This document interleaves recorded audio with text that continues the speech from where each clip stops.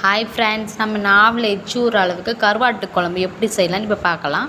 அடுப்பில் ஒரு பாத்திரத்தை வச்சு அதில் எண்ணெய் கொஞ்சம் ஊற்றிக்கிட்டு, எண்ணெய் ஊற்றினதுக்கப்புறம் சீரகம் கொஞ்சம் போட்டுக்கோங்க. சீரகம் கொஞ்சம் போட்டு நல்லா பொரிஞ்சு வரணும். நல்லா பொரிஞ்சு வந்ததுக்கப்புறம் கொஞ்சம் வெந்தயம் கொஞ்சம் அதில் கொஞ்சம் போட்டுக்கோங்க. வெந்தயமும் சீரகம் நல்லா பொரியணும் எண்ணெயில். நல்லா பொரிஞ்சு வந்ததுக்கப்புறம் நல்லா பொரியட்டும் எண்ணெயில். நல்லா எண்ணெயில் பொரிஞ்சு வந்ததுக்கப்புறம் நான் கொஞ்சம் 5-6 வெள்ளைப்பூடு அதில் போட்டுக்கணும். வெள்ளைப்பூடை போட்டு அதுவும் நல்லா பொரிஞ்சு வரணும். அது நல்லா பொரிஞ்சு வச்சதுக்கப்புறம் நான் சின்ன வெங்காயம் வந்து குழம்புக்கு எடுத்துருக்கேன்.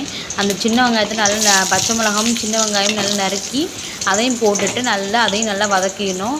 வதக்குனதுக்கப்புறம் கொஞ்சம் நான் கருவேப்பிலை எடுத்து வச்சுருக்கேன். நல்லா வதக்கணும்.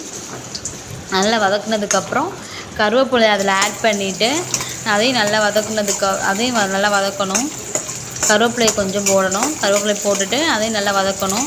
வதக்குனதுக்கப்புறம் இது 2 பெரிய தக்காளி நான் மிக்ஸியில் அரைச்சி வச்சுருக்கேன்.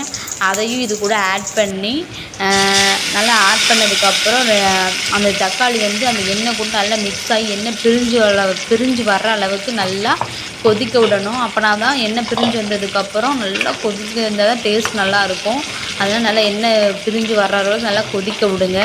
நல்லா கொதிக்க விட்டதுக்கப்புறம் நான் ஒரு சின்ன நெல்லிக்காய் சைஸ் அளவுக்கு இது புளி ஊற வச்சுருக்கேன். அதை ஊற வச்சதை நம்ம இந்த எண்ணெய் பிரிஞ்சு வந்ததுக்கப்புறம் அந்த தண்ணியை வந்து இதில் ஆட் பண்ணிக்கணும். ஆட் பண்ணதுக்கப்புறம் நல்லா எண்ணெய் பிரிஞ்சிச்சு. தண்ணியை இப்போ ஊற்றிக்கலாம். தண்ணியை ஊற்றிட்டு அந்த இதை நல்லா கிளறி விட்டுக்கலாம்.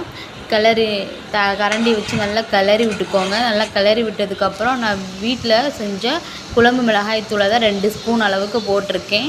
உங்களுக்கு காரம் எவ்வளோ தேவையோ அதை போட்டுக்கோங்க. நல்லா கிளறி விட்டதுக்கப்புறம் தேவையான அளவு உப்பு போட்டுக்கணும். உப்பு போட்டுட்டு நல்லா கிளறி விட்டு நல்லா 2 நிமிஷம் நல்லா கொதிக்க விட்டுட்டு நல்லா நல்லா பிரிஞ்சு வற்றினதுக்கப்புறம் நான் வெந்நீரில் கருவாடை அலசி வச்சுருக்கேன். அந்த கருவாடை அதுக்குள்ளே போட்டு ஒரு 1 நிமிஷம் குக் பண்ணுங்கள். 1 நிமிஷம் குக் பண்ணால் போதும். நல்லா எண்ணெய் பிரிஞ்சு நல்லா குழம்பு வந்து நல்லா ரெட் கலரில் வந்திருக்கும். நம்ம அப்படி குழம்ப பார்த்தாலே நாக்கில் எச்சி ஊறும். அந்தளவுக்கு டேஸ்டியான கருவாட்டு குழம்பு இப்போ ரெடி ஆயிடுச்சு.